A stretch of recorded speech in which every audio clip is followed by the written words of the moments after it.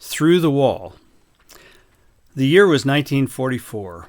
This was World War II times, and many things were in short supply. We farmed the little 80-acre farm 2.5 miles northwest of Maroa, Illinois. We initially did the farming with a team of horses and a small tractor known as an RC Case. It was painted gray, had only one front wheel, and pulled two 12-inch moldboard plows. My father, Victor L. Brandon, then traded it for a CC Case tractor. The CC was bigger and was painted the usual gray case color.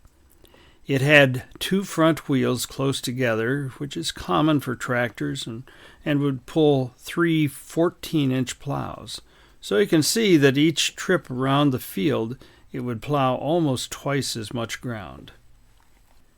Besides being bigger, there was one major change in the operation of the tractor compared to the earlier model.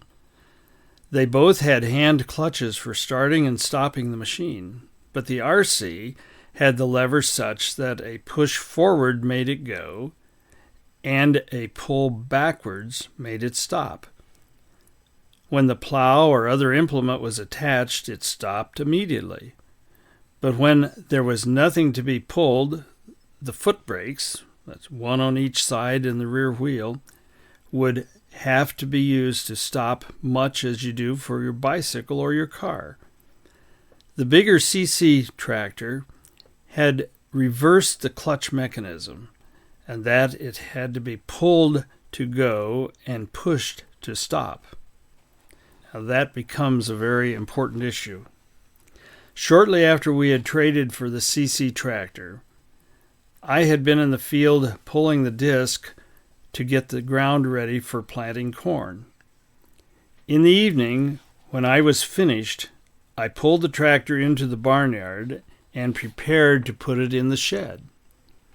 My father was away teaching school to make some needed money. For 2 years, he taught in the commercial department of Westville High School and would leave on Monday morning and return on Friday evenings. Well, my mother, Helen Brandon, came out and decided that I was too tired to put the tractor in the shed. She also decided to put the tractor in the shed herself. Now, she was not really familiar with the CC. I had opened the sliding door on the shed, and the way was clear.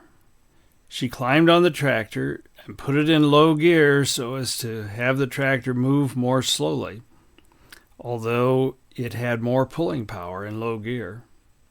She started forward, got into the shed, and then tried to stop. Her instinct told her to pull back on the lever to stop. But as you remember, this is the position used to make the tractor go. Despite her pulling as hard as she could, the tractor kept slowly moving forward. The shed was built on a 2-foot-high poured concrete foundation with a wooden panel frame building above that. The two front wheels climbed the wall. The tractor reared up in the air and then crashed through the back wall of the shed. When the rear wheels hit the wall, they could not climb over it, so the motor killed out due to the severe load.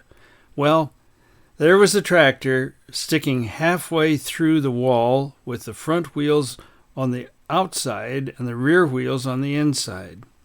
Fortunately, my mother was not hurt, except for her pride.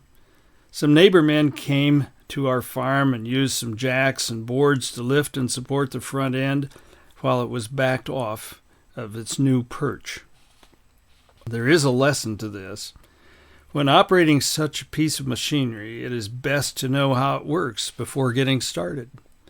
In this case, it was most fortunate that my mother survived, and she survived uninjured. We did not know it then, but I am sure it was another one of those many times when God was looking over and protecting her. Psalm 91, 11 and 12 says, "For he will give his angels charge concerning you, to guard you in all your ways. They will bear you up in their hands, lest you strike your foot against a stone."